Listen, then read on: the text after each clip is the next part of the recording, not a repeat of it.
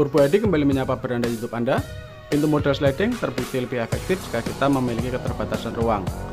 Jika kita menggunakan pintu engsel, maka pada saat buka tutup akan mengganggu akses pada saat kita menuju kamar mandi atau ke ruang sebelah.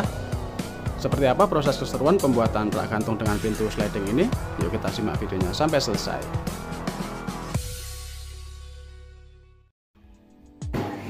Bahan yang kita gunakan adalah sisa lembaran dari proyek sebelumnya, lembaran plywood dengan satu sisi laminasi, kemudian kita rip cut dengan lebar sekitar 25 cm.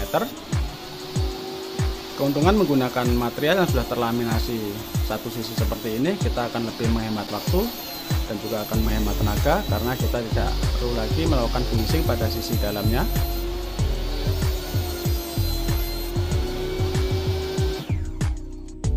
Ukuran dari rak silakan saja disesuaikan dengan kebutuhan teman-teman. Kita terlebih dahulu menyiapkan bahan untuk membuat bodi kabinet.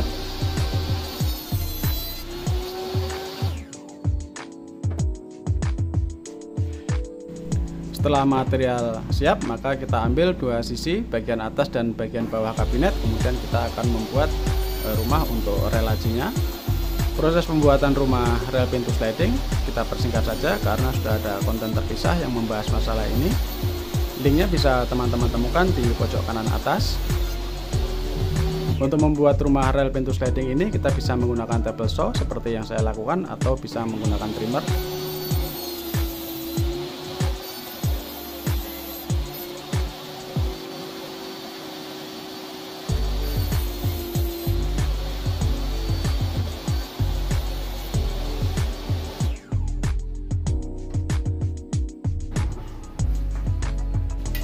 Setelah ukurannya dirasa cukup presisi, maka kita bisa melakukan pemasangan rel dari pintu sliding bagian atas dan juga bagian bawah.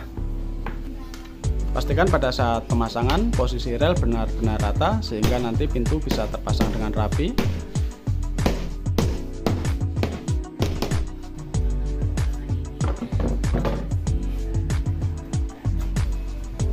Setelah rel pintu terpasang, maka kita bisa melakukan perakitan dengan menggunakan lem kuning. Kita kunci dengan nail gun dan dikuatkan dengan menggunakan skrup.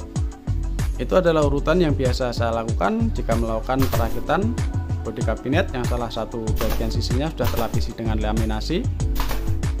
Pada proses perakitan seperti ini, lem kuning adalah pilihan yang tepat karena bisa merekat pada lapisan yang sudah terlaminasi jika dibandingkan dengan lem kayu.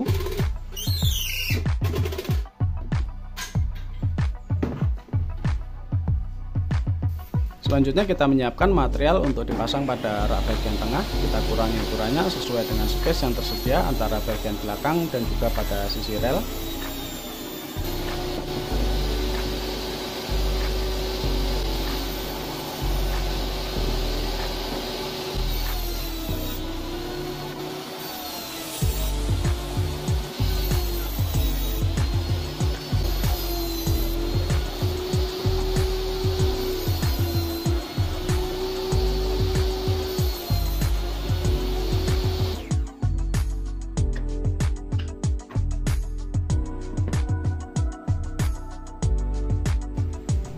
Setelah bahan rak siap, maka kita bisa melakukan laminasi terlebih dahulu sebelum dipasang pada rongga kabinet.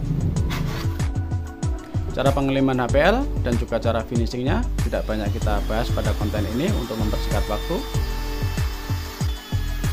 Jika konten ini tiba-tiba muncul di beranda YouTube Anda, silahkan dipencet tombol subscribe, nyalakan lonceng notifikasi. Siapa tahu ada ide-ide yang bisa Anda jadikan referensi melakukan hobi kayu atau woodworking di rumah. Kita lanjutkan pekerjaan dengan melapisi bagian sekat dari rak yang akan kita pasang pada rongga kabinet. Intinya pada saat pengeleman kita ratakan lem pada kedua permukaan, kemudian kita biarkan sedikit mengering sebelum ditempelkan. Selanjutnya kita gosok dengan menggunakan kain untuk mengeluarkan gelembung udara yang terperangkap di dalamnya. Setelah lem merekat kuat, maka kita bisa melakukan perapian atau trimming dengan menggunakan trimmer dengan mata bearing flash.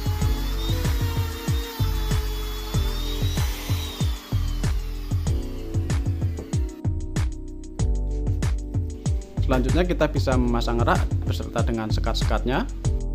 Kemudian rak kita kunci dari sisi samping dengan menggunakan nail gun untuk menghindari posisinya bergeser pada saat kita melakukan penyekrupan.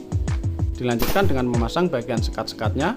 kita kunci dari posisi atas, dan bagian bawah nanti kita kunci dengan nail gun dari posisi samping agar tidak merusak permukaan dari HPL yang sudah kita pasang.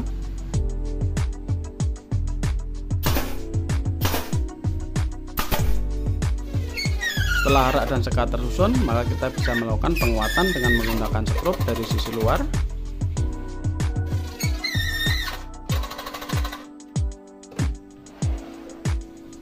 Proses selanjutnya adalah melakukan finishing pada bagian edging. Edging kita manfaatkan sisa potongan HPL yang kita belah dengan ukuran 2 cm. Kemudian edging kita rapikan dengan menggunakan kikir atau dengan menggunakan penggaris siku, karena posisinya tidak bisa dijangkau dengan mesin trimmer. Bagian backdrop kita manfaatkan sisa potongan melampinto dengan ketebalan 3 mm.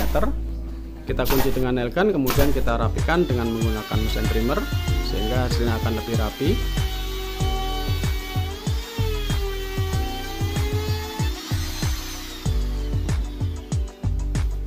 Agar nanti pada saat dipasang terlihat lebih rapi, maka kita menggunakan gantungan model French clad. Kita manfaatkan sisa potongan plywood yang sudah kita rip cut dengan sudut 45 derajat.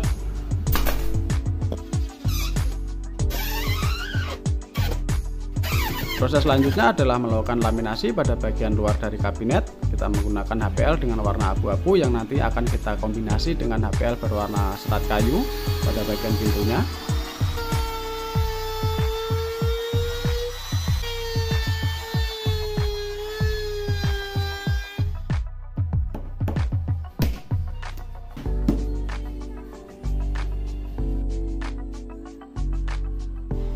Setelah pembuatan kabinet selesai, maka proses selanjutnya kita akan membuat pintu sliding. Untuk menentukan dimensi pintu, sudah dibuatkan konten terpisahnya yang lebih detail. Silahkan teman-teman klik di link pojok kanan atas.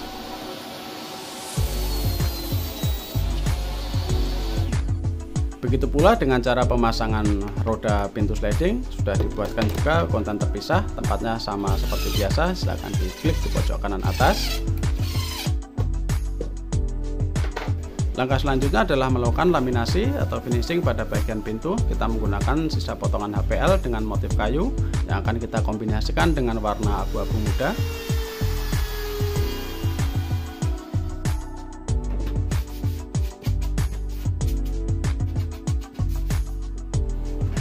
Kemudian kita pasang pintu yang sudah kita buat pada bodi kabinet. Dan seperti ini hasilnya, pintu sliding yang kita buat terpasang cukup rapi dan juga presisi. Kemudian kita pasang rak gantung dengan pintu sliding pada tempat yang kita tentukan. Terima kasih sudah menonton, semoga ada hal baik yang bisa diambil manfaatnya. Jika ada kesalahan mohon dikoreksi, silahkan tinggalkan jejak di kolom komentar. Sampai ketemu di project selanjutnya.